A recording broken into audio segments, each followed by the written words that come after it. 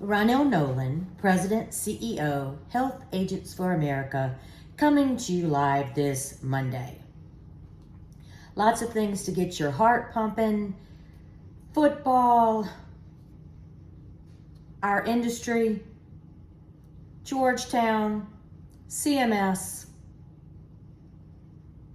Washington, D.C., and praying for Israel. I want to start with consent form.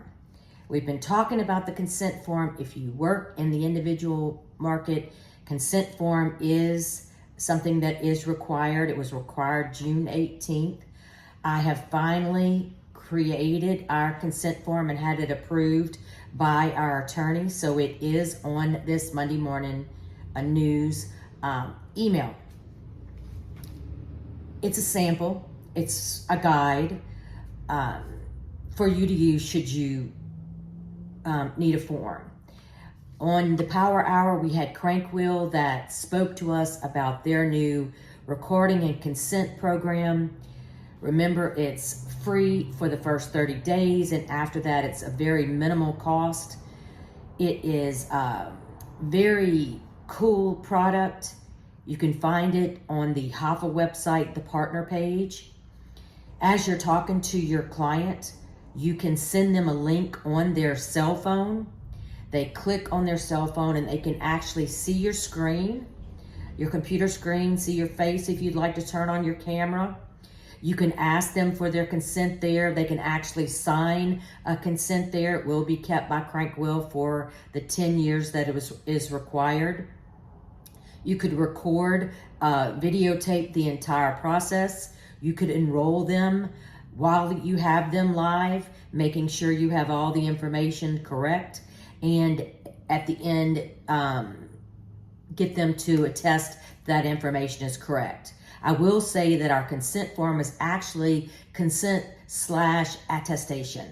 So they're consenting to allow you to assist them, and then they're attesting that the information they provided you is correct. So definitely take a look at it, see if it will help you. Last week, I was on a call with the NAIC Subcommittee for Health. It's a meeting that we normally do not attend because it's normally very expensive. However, with some of the things coming out of the NAIC and states that are accepting it so randomly, it might be something that we look into that we must budget for. So I'm going to take a look at that. And when I explain, you'll understand why. They happen to send out information for a subcommittee you could join for a nominal fee. They were going to talk about dental MLR and short-term medical. So I thought it might be worth my time to listen in. The first thing is they want to create MLR for dental plans. So, I mean, we all know how MLR works on the medical side. Little disturbed about it on the dental side. They did talk about several states that were implementing it and how they were planning on implementing it in more states. I would say we need to keep our eye on it. The biggest brain explosion that came from that call came from a report by Georgetown University. Now, I think of Georgetown University as being an elite school who, if they were asked to do a survey, a report, that it would be top-notch and you could definitely take it to the bank. I was disturbed. They did a survey on short-term medical, and one part of it is about Medicaid unwinding, but basically about the misrepresentation of representatives encouraging people to buy short-term medical when they could have purchased a marketplace plan. Now, the disturbance comes in the fact that 20 representatives, 20 people in all the United States were called to see if they would help the two fake individuals, secret shoppers, that they called, and how they would assist them. Did they call call centers? Who did they call? 20. So of course the gist of the presentation was that we're all bad. We are trying to get people to buy short-term medical plans. Short-term medical plans should go away because they're bad. And the one good thing about the Zoom is that they allowed anybody to comment. So I did comment. Number one, stating that short-term medical plays a role for those that make a lot of money that might not receive a tax subsidy. And then I talked about, the fact that this is going to hurt, a lot of people, according to Chairman Smith of the House Ways and Means, 1.6 million. I also talked about the fact that they used 20 people. Well, there was someone that came behind me, and his name was J.P. Weis. I think I'm saying that right. Out of Wisconsin, obvious a brainiac, obvious chairman of several NAIC groups. And he said, maybe if you use licensed agents, maybe if you called them, they would have given you better information, which was kudos to him. As soon as I got off the call, I sent him a LinkedIn invite and asked to connect with him because he was amazing. And there were some other groups that chimed in about, from AFLAC and dental different folks like that, talking about the proposed rules, how that was going to affect the market. And then the Georgetown lady came back kind of smirking and said that, with the extension of the tax credit, that everybody over 400% of poverty received a tax credit. And of course, I couldn't respond once again, but we all know if you give me a tax credit of $10, that's not very helpful. So while some people think they know, they don't know. And it's truly, truly frustrating. So I encourage you to look at that PowerPoint presentation that's in the Monday Morning News, and then also read an article by Insurance Newsnet, and the author is John Hilton.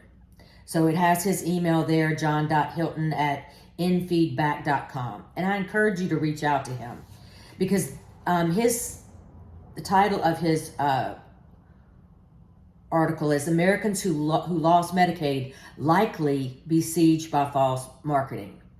Now, when the media continues to put this information out and it does talk about the 20 people, but not highlighting and not calling Georgetown on the fact that you didn't call enough people, just like we went after the GAO in Washington, how they didn't call enough people.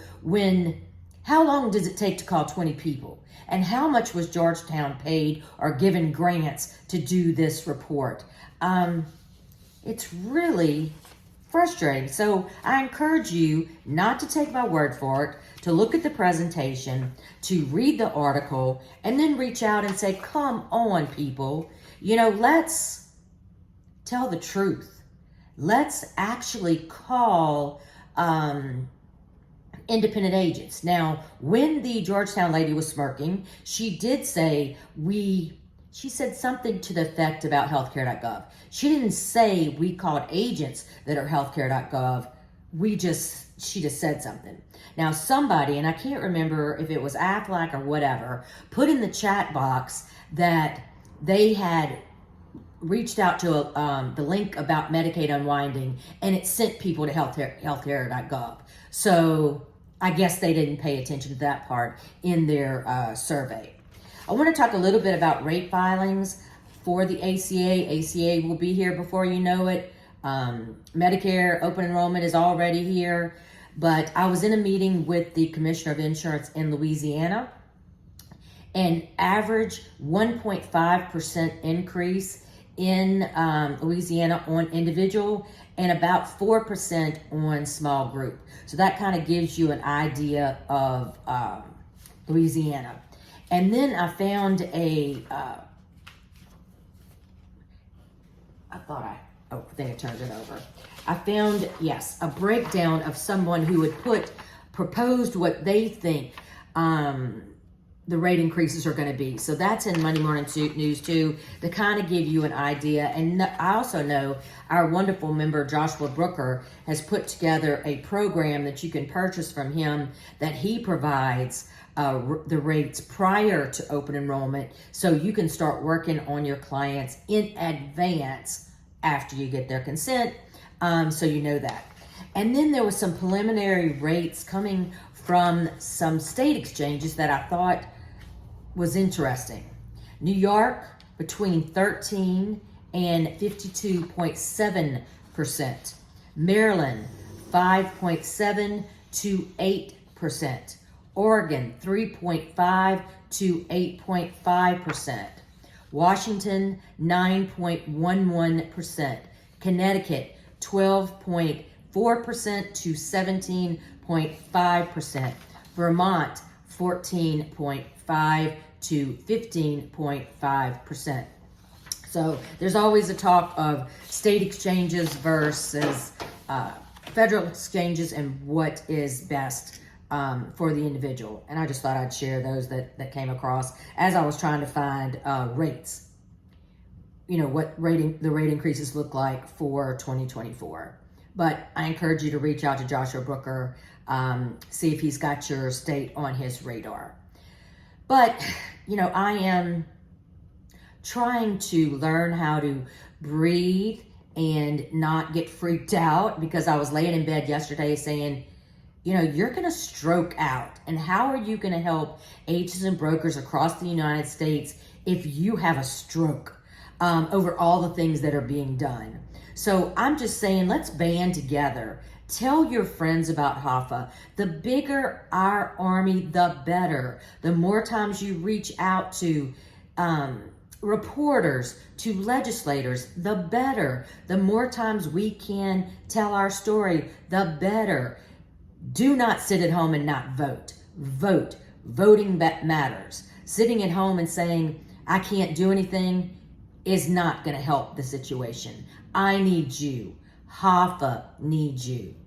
Proud and honored to represent the HAFA freedom fighters, the cream of the crop, the best of the best. Until Monday, have a wonderful day.